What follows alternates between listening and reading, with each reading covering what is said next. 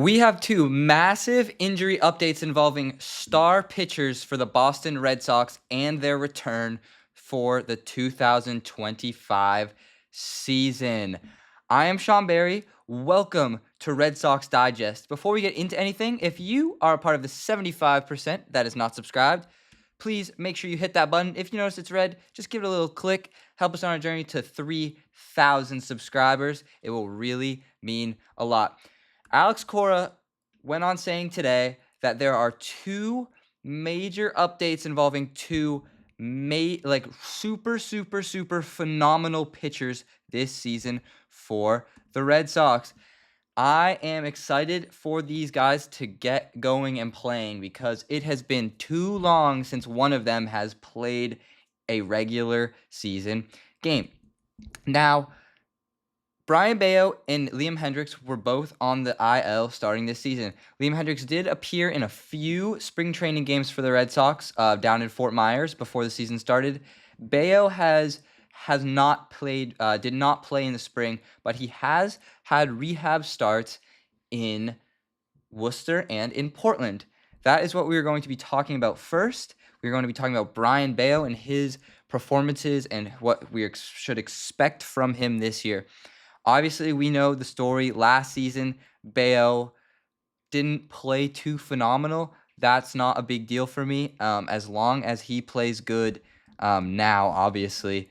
Last season, Bello played 30 games for the Red Sox.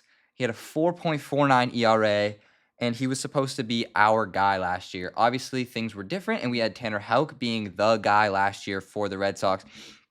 And obviously, with the big extension they signed with Bello before last season, we expect him to do good things and play very solid baseball, but sometimes that's not the case.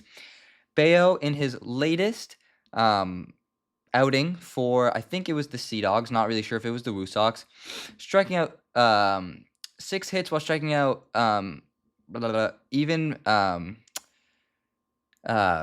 four and a third innings of work. Not bad. 4 earned runs. That's okay, I guess. I think that's supposed to be 7, but whatever. That's pretty solid.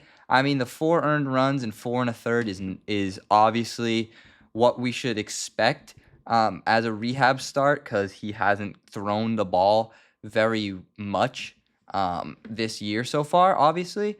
But I am so excited to get things going with Brayan Bello. Now, last year, very rocky for Bello. We expect him to do very solid this year, obviously, or we hope so, at least, because he was supposed to be our guy, and we were supposed to rely on him for a lot. But last year there was struggles. They went into it a lot in the new documentary on Netflix called The Clubhouse, A Year with the Boston Red Sox. He was struggling mentally a lot last year with his family not having a visa, so they weren't able to come over and watch him play, and he wasn't able to see his kids or anything. So obviously that's going to be a factor in how you play. If you have a lot of stuff going on, then you're obviously not going to perform as well. Hopefully, I pray that everything works out for him this year and he plays really solid, because you never know when we could need him throughout the entire season, whether we're pushing for the playoffs or we have a big series ahead of us and we need him to show out and play really solid ball. He could be the guy that is the difference whether or not we win or lose games. And I think he expects that and he knows that, and I think he's willing to take on that role for the Red Sox this year. What I have next is Liam Hendriks. I am super excited for him to get started finally with the Red Sox. He's had a rough couple of years, obviously, with the cancer diagnosis a few years ago, coming back, performing, being an all-star 2 seasons ago, and to not playing one game last year. Oh, it was tough, because he could be a really solid piece to the Red Sox bullpen rotation, and he could be so clutch.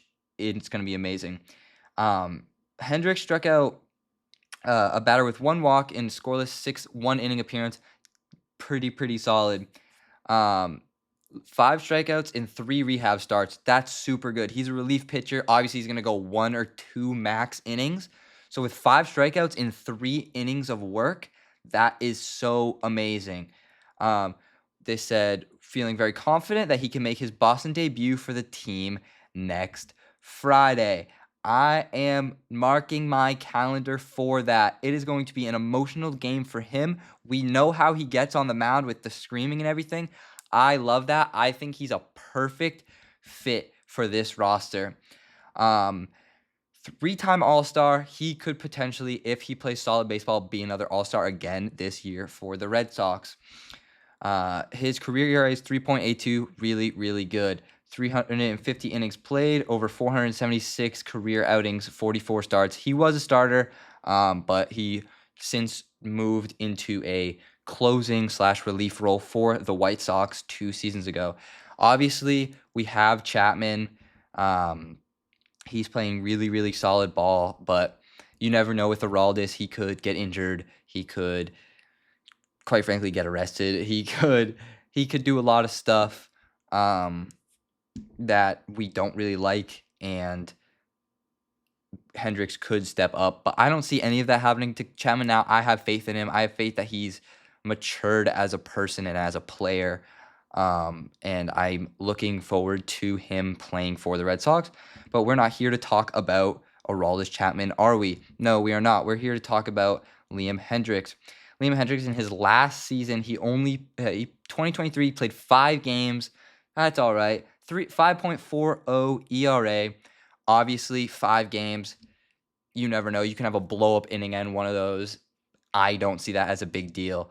Obviously, he's going to bring an ERA down this year for the whole team average ERA, and I think his personal ERA is going to be pretty low this season for the team.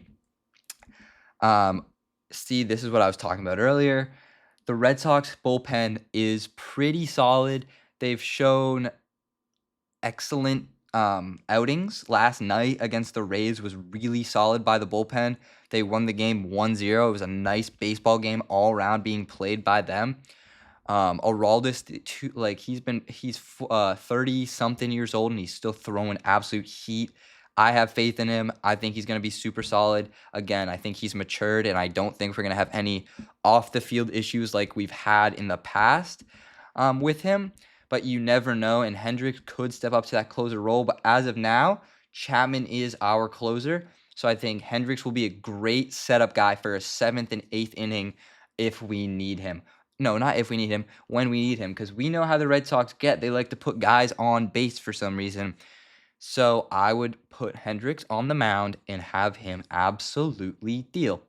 I am thrilled. Hendriks' contract with the Red Sox, 2 years, $10 million. So that means he is going to be a free agent after this year. So depending on how solid baseball and how far the Red Sox go in the playoffs, hopefully, I would like him to stick around if he plays really solid. Obviously, if he plays like crap, get him out of here.